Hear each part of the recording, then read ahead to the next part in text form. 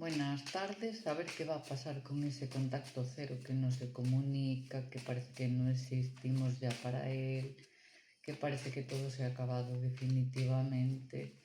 ¿Se ha acabado definitivamente o no? A ver qué nos aconseja o nos dice el tarot al respecto. A ver, llega un momento de paz, comunicación amistosa, aunque estamos alerta. Dificultades o trabas que han sido impuestas no por nosotras mismas o nosotros mismos, tras tan largo tiempo de espera, parece que ya no confiamos en nada y por ello estamos alerta y lo damos definitivamente por terminado. Vale.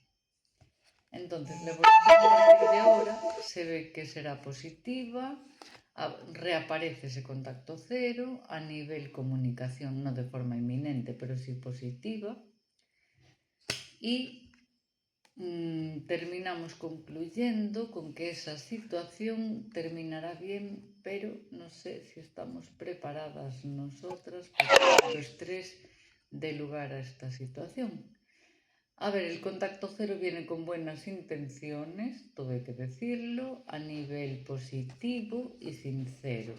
Y la conclusión marca que es el regreso de alguien a nivel sentimental o amistoso a quien queremos o con quien tenemos cierto afecto, que viene con situación favorable en cuanto a nuestro corazón se refiere, para cerrar ciclo a nivel positivo para con nosotros, nosotras o lo que sea.